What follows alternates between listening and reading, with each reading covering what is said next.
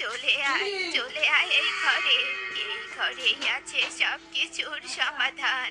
আয় আয়, আয় রে মেয়ে, আয়। আহ, আহ, আহ, আহ, আহ। আমি কি দেখলাম? ওই বেটা আমাকে স্বপ্নে এভাবে ডাকলো কেন? কিরে মা, এভাবে মাঝরাতে জেগে আছিস কেন?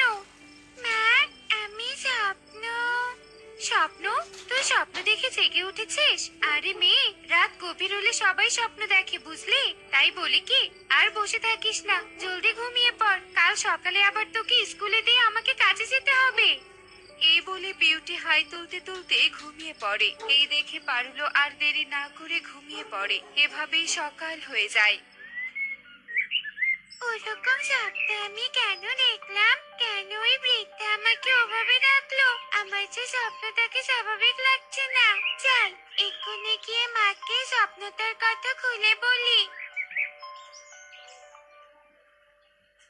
মা, জানো, আমি কাল রাতে একটা স্বপ্ন দেখেছি। স্বপ্নটা একটু অন্যরকম ছিল। স্বপ্ন সবসময় অন্যরকমই হয় বুঝেছিস? ব্যাগ গোছানো শেষ, নে নে ব্যাগ নে, আর স্কুলের জন্য বেরিয়ে পড়। কিন্তু মা। কোনো কিন্তু নাই, চল, দেরি হয়ে গিয়েছে। তোকে স্কুলে পৌঁছে দিয়ে আমি কাজে যাব। মা, এভাবে অসুস্থ হয়ে শুয়ে থাকতে আমার আর ভালো লাগছে না। আমি কি কখনো সুস্থ হব না মা? মারে, তোর যে রোগ হয়েছে, এই রোগের যে কোনো চিকিৎসা নেই। এসব আমি তোকে কিভাবে বলি? মা, চুপ করে আছো কেন? কিছু বলার ভাষা নেই তাই না? আমি শুনেছি সেদিন ডাক্তার আঙ্কেল বলেছে আমি আর কখনো সুস্থ হব না, আমি বাঁচবো না, তাই না মা? তুই এসব কি বলছিস রে মা? এমনটা কিছুই হবে না তোর সাথে। বিধাতার কৃপায় তুই আবার সুস্থ হবি। তোর যে কিচ্ছু আমি হতে দিব না। মনোবল শক্ত রাখ মা, বিধাতা তোকে সুস্থ করে দিবেই দিবে। তাই যেন হয় মা। আমি যে বাঁচতে চাই, এই সুন্দর পৃথিবী উপভোগ করতে চাই। হে বিধাতা, আমাকে সুস্থ করে দাও।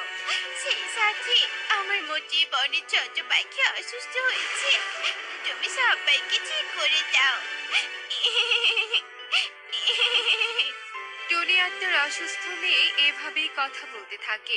অন্যদিকে ডাক্তার সাহেব, আমার স্ত্রী আজ সকাল থেকে অসুস্থ হয়ে পড়েছে। জলদি আমার স্ত্রীকে চেক করে দেখে বলুন আমার স্ত্রীর কি হয়েছে।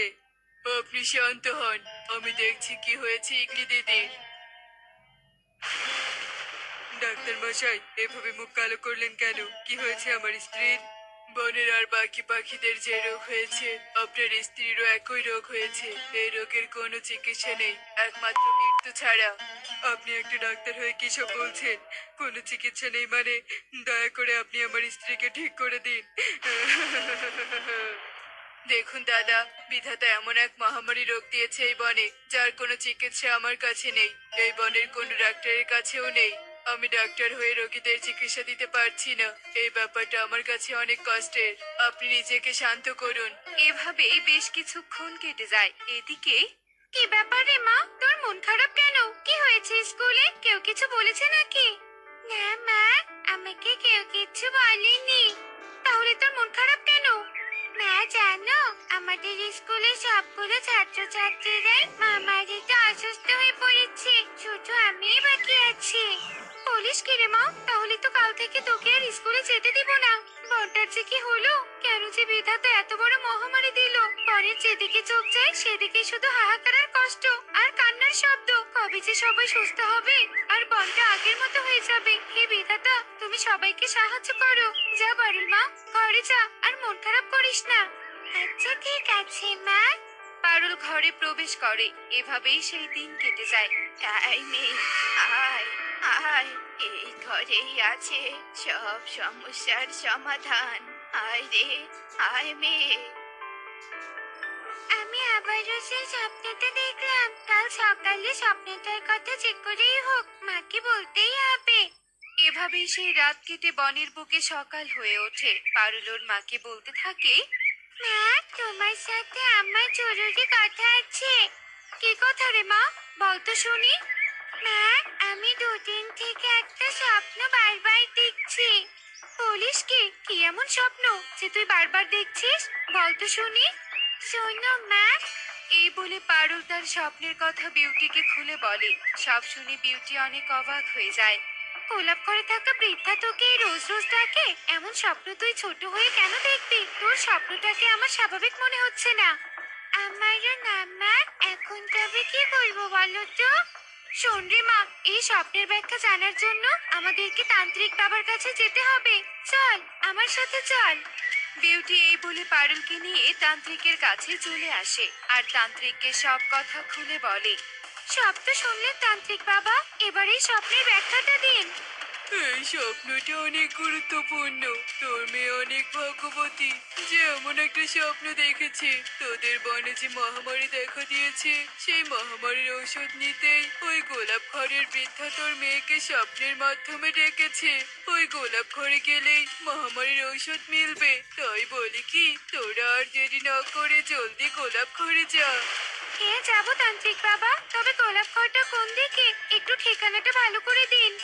ওই গোলাপ ঘরটা এই বনের গভীরে আছে। ধন্যবাদ তান্ত্রিক বাবা, আপনাকে অনেক ধন্যবাদ। আমরা এখন আসি। স্বপ্নের ব্যাখ্যা জানা শেষ, এবার বনবাসী সবাইকে এই কথাটা জানাতে হবে। চল রে মা, সবাইকে একজোট করে স্বপ্নের কথাটা জানিয়ে দেই। হ্যাঁ বিউটি, তুই আমাদেরকে এখানে কেন রেখেছিস? কেন, কি বলবি? তাড়াতাড়ি বল। বাড়িতে আমরা সবাই রোগী রেখে এসেছি। হ্যাঁ দিদি, বলছি। শোনো, আমার মেয়ে কয়েকদিন থেকে স্বপ্নে একটা বৃদ্ধা আর গোলাপ ঘর দেখেছে। স্বপ্নের ওই বৃদ্ধা আমার মেয়েকে ডাকতো, তাই আমি আজ তান্ত্রিক বাবার কাছে গিয়েছিলাম স্বপ্নের ব্যাখ্যা জানতে। তা কি ব্যাখ্যা দিল তান্ত্রিক বাবা, শুনি? বলছি শোনো। বিউটি তান্ত্রিককে বলে স্বপ্নের ব্যাখ্যা সব পাখিদের খুলে বলে। কি বললি? তোর মেয়ে মহামারী রোগের ঔষধ স্বপ্নের মাধ্যমে পেয়েছে? বোকা পেয়েছিস আমাদের নাকি? তোদের মতো গরিবকে আমাদের বিশ্বাস হয় না। কাকুলি ঠিকই বলেছে, তোদেরকে আমারও বিশ্বাস হয় না। তোদের এই মিথ্যে গল্প শুনতে নিজের মূল্যবান সময় নষ্ট করলাম। এই সবাই চলো এখান থেকে। সবাই বিউটিকে অপমান করে চলে যায়। মা, সবাই তো অপমান করে চলে গেল, এবার কি করবে? কি আর করব, তুই আর আমি একাই যাবো এই গোলাপ ঘরে আর ঔষধ নিয়ে এসে সবাইকে দেব। এখন যারা অপমান করেছে, পরে ওরা ওদের ভুল বুঝতে পারবে। চল রে মা, আর দেরি না করে এক্ষুনি গোলাপ ঘরের উদ্দেশ্যে রওনা করি। মা দেখো, আকাশ কত কালো করেছে। আমরা এখন না গিয়ে একটু পরে যাই? না রে মা, আমাদের একটুও দেরি করা যাবে না, এক্ষুনি যেতে হবে। চল। এই বলে মা মেয়ে বনের গভীরে থাকা গোলাপ ঘরের উদ্দেশ্যে উঠতে থাকে। এভাবে বেশ কিছুক্ষণ কেটে যায়। ওরা দুজন গোলাপ ঘরের সামনে চলে আসে। আরে বাহ, গোলাপ ঘরটা তো দেখতে খুব সুন্দর, স্বপ্নের থেকেও বেশি সুন্দর। পারুর এভাবে বলতে না বলতেই আকাশ থেকে ঝিরে ঝিরে বৃষ্টি পড়তে শুরু করে। বৃষ্টির কারণে গোলাপ ঘরের সৌন্দর্য আরো দ্বিগুণ বেড়ে যায়। আরে বাহ, বৃষ্টিতে গোলাপ ঘরটা আরো বেশি সুন্দর লাগছে। ওরে বোকামি, বৃষ্টিতে ভিজে গোলাপ ঘরের সৌন্দর্য বিশ্লেষণ না করে চল গোলাপ ঘরে প্রবেশ করি। এসেছিস তুই? আয় আয়, আমি তো তোর জন্যই অপেক্ষা করছিলাম আর ঔষধ বানাচ্ছিলাম। মা, এই সেই বৃদ্ধা যাকে আমি স্বপ্নে দেখেছিলাম। বুড়িমা, তুমি আমার মেয়েকে চিনলে কি করে? আর আমাদের বনে যে মহামারী দেখা দিয়েছে সেটা তুমি জানলেই বা কি করে? আমি সব জানি, কারণ আমি যে জাদুই পাখি। তবে আমি কারো ক্ষতি করি না, আমি সবার উপকার করি। আমি এই গোলাপ ঘরে থেকে সব জায়গার খবর জানি।